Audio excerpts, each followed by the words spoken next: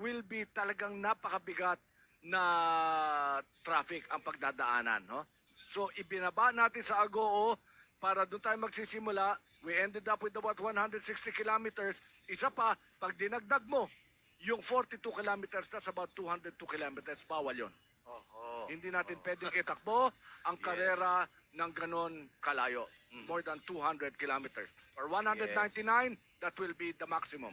So ito, mga 2 kilometers to the start na tayo.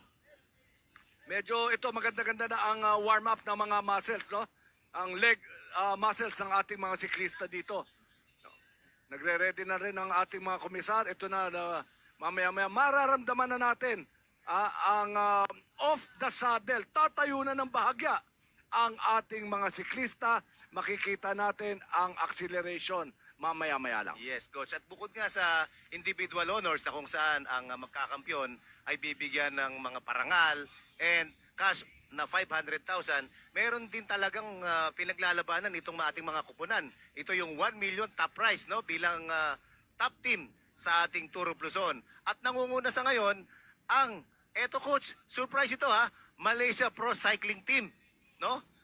Ito ang nangunguna ngayon with a cumulative time of 11:26:48. Yung sama-samang oras nila ito, no? Apat ito, ang binibilang sa kanila yung apat, laging top 4 finisher yan, no? Pumapangalawa ang Excellent Noodle Cycling Team, pangatlo ang Exodus Army Cycling Team, followed by Drena Orion Cement, Go for Gold Philippines, Crest Forwarder Team Visayas, 7-Eleven Click Road Bike Philippines, One Cycling Mindanao, Pangasinan, Victoria Sports Cycling Team. Bakit dating nangunguna itong Standard Insurance at nalaglag sa 11, no? Nagkaroon kasi tayo ng team time trial nung stage 2 at dito nagkabakbakan at pagkatapos dito nga sa stage 3 binilang uli yung kanilang pinagsama-samang time, yung cumulative time ng mga individual riders at eto na, bumagsak na ang Standard Insurance Philippines dito sa pang 11. Number 12 is MPT Drive Up Cycling Team, tapos Dandex T-Prime Cycling Team, Brighton Racing Team, tapos number 15 ang Gapyong Cycling Team, number 16 Tom and Tom's Coffee. Stage team classification to, no? Stage team classification. Yes, oo. Ito pala yung resulta, Coach ito yung running, no? Running 'yan. So, running ito. Itong individual general classification, si Jude Dayong. Mamaya babalikan natin yung general stage team classification, no? Yung nabigay sa atin itong stage team classification. Stage lang, stage. Okay. Stage number 3. Yes, stage number 3. Now, So we're now 1 kilometer before we go to officially to the race. Nandito pa rin tayo sa neutral 5 kilometer zone ng ating karera. Maraming salamat mula dyan sa Paway, partner, sa Vigan, sa LU, at ang ating mga dinaanan na mga bayan, mainit na pagtanggap. Thank you so much. Ang gaganda ng mga litrato, partner. yes, napaka-dramatic. Napaka-dramatic. Exactly just like what you said, no? At talagang lumalabas ang ating mga kababayan. Kahapon lang, alam mo, meron tayong nakita ng mga tao sa isang gasoline station. At nakita nila ang nangyari sa atin sa LU. Medyo talagang nakita nila yung drama first hand at sila ay nagpapasalamat sa organizers ng MPTC Tour of Luzon and the whole of MVP Group. And of course, to all our partners. 500 meters Yes, to the Coach. start tayo. At alam mo, itong neutral zone, ito yung controlled, no? Kontrolado ito, pacing time. Nasa unahan yung lead car na yan, siya ang nagko-control ng speed ng ating mga karerista to give time for riders to stretch, no? Relax. At kung medyo may call of nature dyan, ilabas nyo na yan, dahil maya-maya, officially, i-start na natin ng bakbakan, no? At chance rin ito para ilabas sila, no, sa congested area. So here we are. Ayan na, nakikita natin yung yellow na nanonood sa puno. The 0 kilometers. This is officially the start of the race right here. Tapos na ang ating 5 kilometer neutral zone, Randy. So Coach, ano ba ang asahan natin dito sa stage na ito, no? Dahil puro flat ito. Ngayon, meron tayong mga nakausap, mga kaibigang managers, no? Mga coaches. Sabi nila dapat magtulong-tulong ang mga Pinoy, no? To lessen yung gap ng, of course, ang layo. Medyo malayo itong si Judah Yung at tinutulungan ng gusto ng kanyang mga teammates, no? So, kasi pagdating naman sa ITT, meron tayong stage na ITT, no? Yung individual time trial bago yung tinatawag na Queen Stage. Doon dapat talagang kumuha ng oras ang ating mga Pinoy riders para maabutan itong si Jude Dayong. And No? that will happen in Lingayen, Pangasinan, ha? That will Yes. happen on the 30th. Mhm. That will be on April 30. Kilalang-kilala kasi itong Koreanong ito, si Jude Dayong, tawag nga sa kanya The Puncher, no? Siya is sprinter, tapos attacker, kaya kita Pero mo siya pa rin hindi boksingero yan, partner, ha? Hindi boksingero yan, ha? Ha? Hindi. Ano Ano to? pero The Puncher. Oh, Kita The mo nga Puncher na. kasi Kita pinapansin. mo nga. Kita mo kahapon? Kita mo Yung nga peloton? Pinapasok. Pinasok Nandun siya niya. sa likod, eh. Parang Nandun kutsilyo siya sa na likod. pumasok sa loob. Na? Mamaya-maya nandun sa gitna. Yes. Na? Mamaya-maya nag-spearhead na nung paghabol. Naghiwa-hiwalay sa loob biglang Ayan, pumasok kita, ito. Kita mo nga naman. Kung hindi siya bumakbak na gano'n, hindi naman sasama yung peloton, eh. Yes, oo. Kita mo naman. I think, alam mo, ano yan coach, minsan talaga kasama balyahan, no? Kasama yun, Kasama oo. talaga. Naranasan ko yan, even sa mga international cyclists, mga Pinoy nagrereklamo, binabaya daw talaga sila, sinisiko. Itong si, medyo may galing laro ito, ha? Itong si Judah Yung. Talagang minsan, nambabangga talaga. Kaya The Puncher talaga. So, ingatan nila ito. Masyado, ang mga Pinoy kilalang malinis maglaro. Pero, pag lumabas ka, nararanasan nila. Binabaya sila, sinisiko. Nakikita natin ngayon, Commissar Juan. Yan si Commissar Juan Head na si June Lumibaw, no? Kailangan palakpakan din natin, no? Ang efforts nitong si Commissar June. Oo, Si race Commissar, director and Commissar commissar. Sunshine number 3 yata, eh, no? Number 2. Number 2, yan pala. So yan, Na. coach, no? Nagsimula na. Medyo ang bilis naman agad yata ng pacing ng mga ito, coach, no? Siguro yung warm-up nila talagang gusto nilang magpapawis agad, ano? Pagkaalis dito sa Agoo La Union, no? Malalapit yan sa mga beach, yung Agoo na yan. Ha? So ito na ang I think we're about 3 kilometers after the start, no, ang tinatawag na kilometer 0. And we will be expecting our cyclist to go on first on a peloton in the first 10 kilometers. Tapos mamaya-maya tingnan natin kung merong breakaway group partner, no? Ang mga pumoporma na humiwalay doon sa malaking grupo na nasa gitna. Na ano ka nakahapon, coach, ha? Na napakaaga. Partner, Biglang, partner, alam mo, ganito to eh. oh, Ilang beses nating, sinasabi naman natin na ang ating observation is what we see in that moment. No? Biro mo, 1.5 hours tayong nanonood, wawalo eh. Yes. Wawalo ang nandoon sa harapan. ang aga nilang gumawala sa peloton, ano? So going to the final 30 kilometers, 2.5 minutes ang lead time nila, pero dahan-dahan kinain, no? Ang sinasabi nga natin, for every minute of lead time, that takes about 10 kilometers para makain mo yon. And exactly, going to the final 5 kilometers, kinain na nga ng gusto ang kalamangan ng ating lead pack. Yes, coach. Kaya ngayon ay titingnan natin kung meron uling maaga magbe-breakaway sa mga ito. But for the meantime, again, ibabalik natin yung current ranking ng ating mga kupunan. Ito na po, yung nakita natin na latest ay Standard Insurance Philippines pa rin ang nangunguna. Ano? At ang sumusunod dyan, yung So, MPT ito na yung Drive Up team Cycling general Team. classification natin. Yes. Ano? So, ito na yung after standard, MPT is at number 2, MPT Drive Hub Cycling Team. Number 3 naman, ang Exodus Army Cycling Team. Go for Gold Philippines at number 4, Malaysia Pro Cycling. Number 5, 7-Eleven Click Road Bike Philippines. 6, number 7 is Drena Orion Cement. Brighton Racing Team is at number 8, Dandex T-Prime Cycling Team. Number 9, Victoria is at number 10, no? Victoria Sports yan. Tom and Tom's Coffee is at number 11 at ang Gapyong Cycling Team is at number 12. Dala Excellent Noodles, 13. Crest Forwarders is 14. One Cycling Mindanao, ang number 15. At ang ating koponan mula sa Pangasinan is at number 16. Yes, Coach. And of course, hindi naman talaga makakabalik itong karerang ito kung wala ang pagtutulungan ng ating mga taga-suporta at of course, kung sino ang ating nag-present sa karerang ito. Of course, ang MVP Group of Companies, of course, MPTC, Duck World, ang Signal na ito nga, napapanood nyo live sa Pilipinas Live, ano? Powered by Meralco, Maynilad, Metro Pacific Health, T31, Mega World.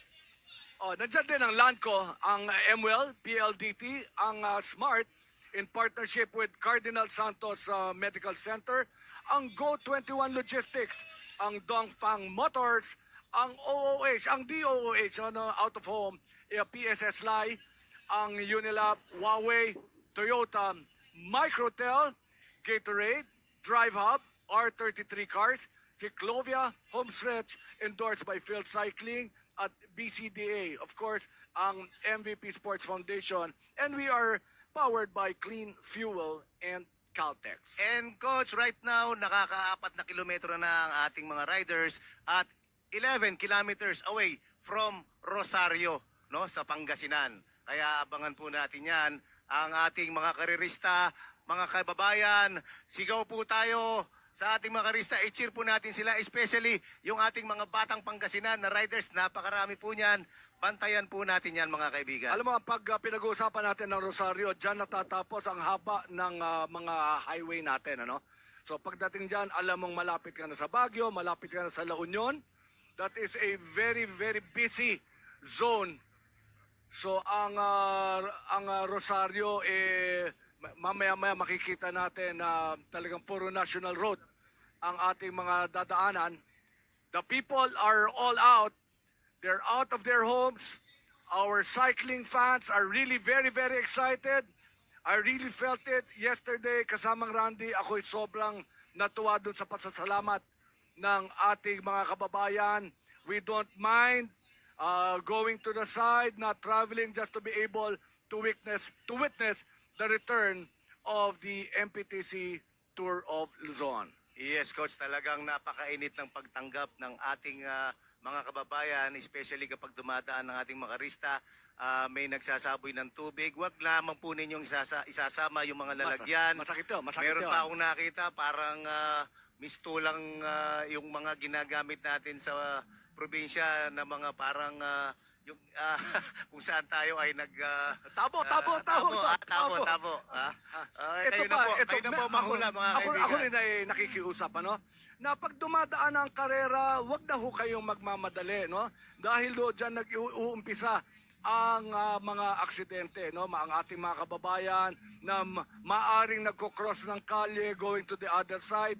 Pag nandyan na ho, naramdaman nyo na ang ating mga race officials, tumabi na lang ho tayo dahil alam mo, ang naging cause ng crash kahapon, merong nag-cross, no, nagmamadali na tricycle. Yes, oo.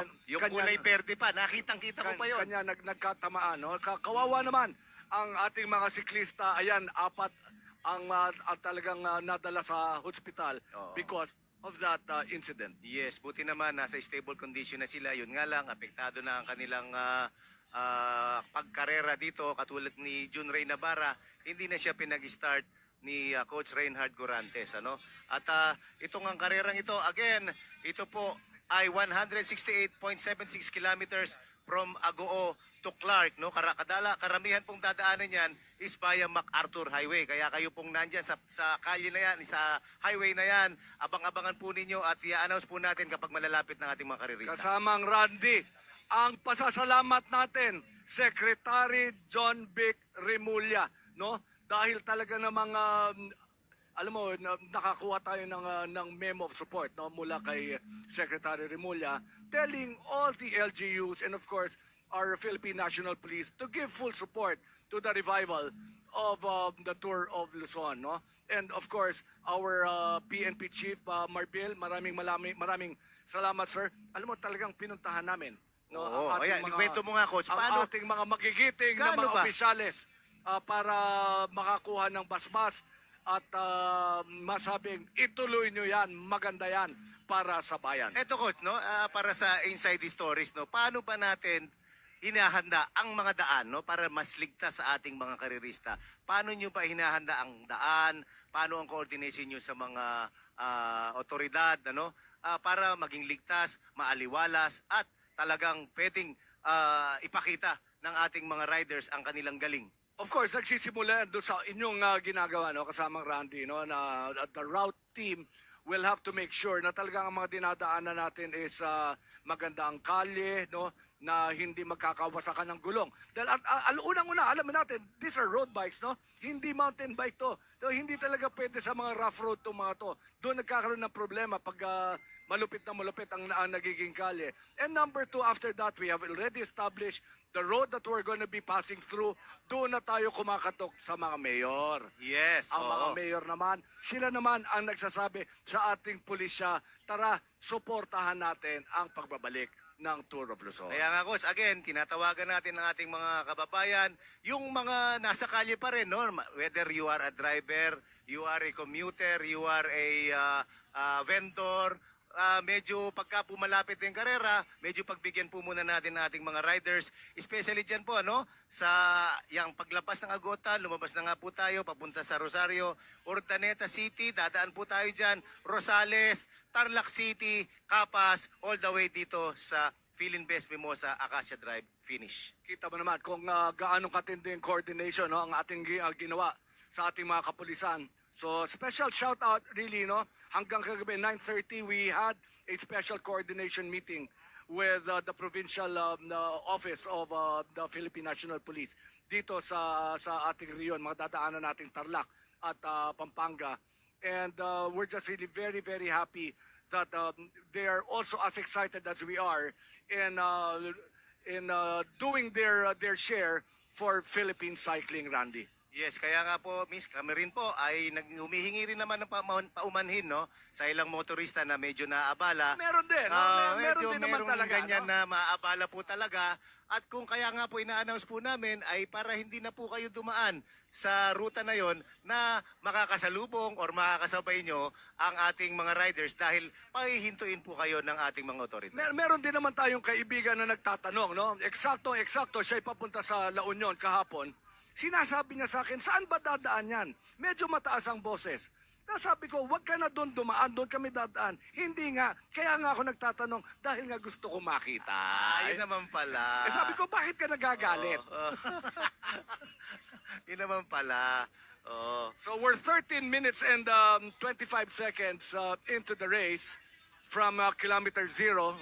Randy Kaluwag, maraming salamat. Ang kasama natin ngayon, ha? Batikan, ha? Carlo Pamintuan.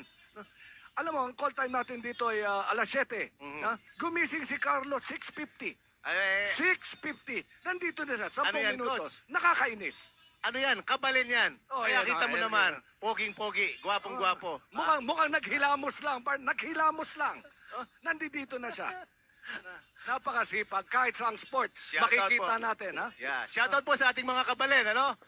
Ayan po, mamaya, maririnig nyo pa rin. Kasama natin si Carlo Pamintuan at mamaya hinga natin ng konting kapampangan. At alam mo ba, partner, kasama natin dito sa karera bilang isa sa mga support group, no? Si Carlo Gieb. Mamaya, try natin pahila si Carlo Gieb, isa sa ating mga dating kampyon dito sa karerang ito, no? At para naman makita natin ang sitwasyon dito. Okay? Now, kakapanayamin si Jun Lumibaw, ang ating race director. Abangan po natin yan.